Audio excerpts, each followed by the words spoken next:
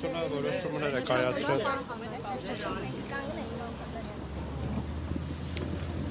Եթե իմ մասով եք հասնում, բնականաբար գոհ եմ, որովհետև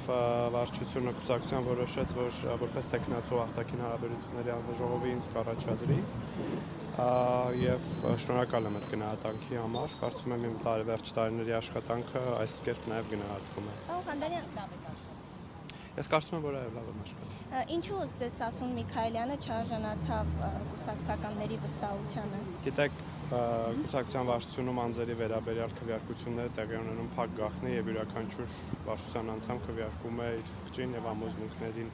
անպատասխան եւ ես չեմ կարող վարչության բոլոր 20 անդամների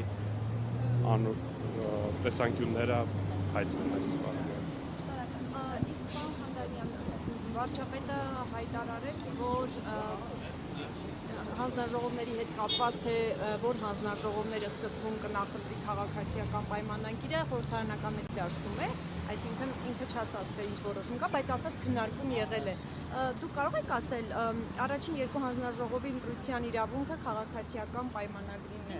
նախապատվությունը որ հանձնաժողովներին կտրվի։ Գիտեք, քննարկումների փուլում է իսկապես այդ հարցը, մենք դեռ առաջիկայում օրեր ունենք եւ այդ օրերը նաեւ շարունակվելու են նիստերի ընթացքում, որովհետև նախ եւ առաջ մենք ընտրելու ենք խորհրդարանի նախագահին եւ փոխնախագահներին եւ ընթացած արդեն խմբակցությունը, նոր ձևավորվող խմբակցությունը այդ հարցերը կքննարկի եւ որոշումներ կկայացնի խմբակցության քարտուղարի հետ կապված որոշում կա։ Այս պահին ես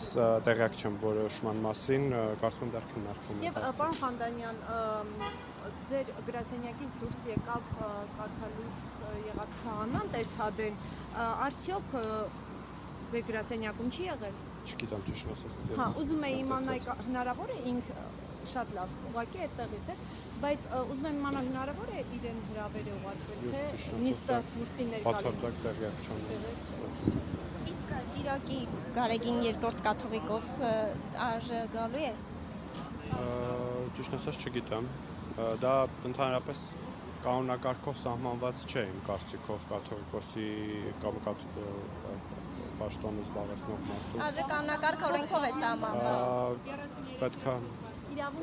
իրավունք ունի մասնակցելու իհարկե, բայց այո, իրավունք ունի, բայց դա